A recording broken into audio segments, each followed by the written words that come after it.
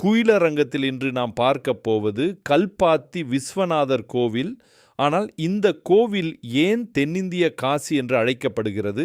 600 ஆண்டுகளுக்கும் மேலான பாரம்பரியத்தை தாங்கி நிற்கும் இந்த இடத்தை பற்றி தெரிந்து கொள்ளலாமா? நாம் சென்று கொண்டிருக்கும் இந்த பகுதி பாலக்காடு நகரத்திலிருந்து சுமார் 3 கிலோமீட்டர் தொலைவில் அமைந்துள்ளது.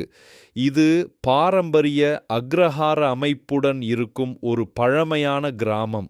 இந்த பகுதியை சுற்றி நவீன மாற்றங்கள் இருந்தாலும் இந்த அக்ரஹார பகுதி இன்னும் தனது பாரம்பரிய அமைப்பை பெரும்பாலும் காத்து வருகிறது. இதோ நாம் பார்க்க வந்துள்ள விஸ்வநாதர் ஆலயத்தின் நுழைவாயில் இங்குதான் இருக்கிறது. இங்கு அருகிலேயே ஒரு சிறிய விநாயகர் கோவிலும் உள்ளது.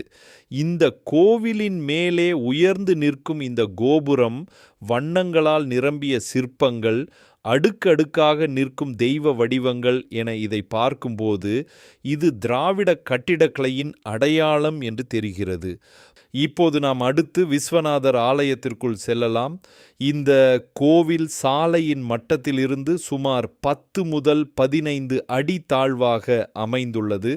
உள்ளே சென்றதும் வலது பக்கத்தில் கல்பாத்தி ஆற்றங்கரைக்கு செல்லும் வழி உள்ளது.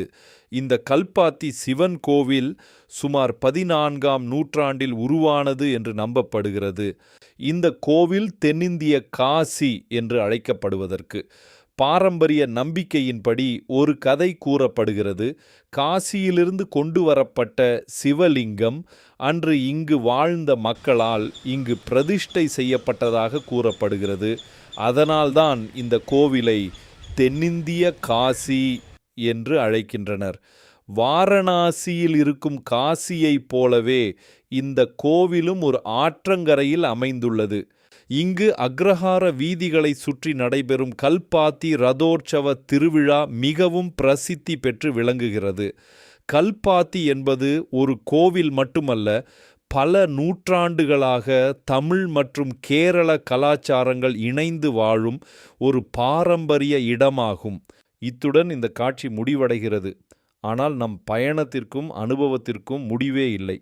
மீண்டும் உங்களை அடுத்த காணொளியில் சந்திக்கிறேன்.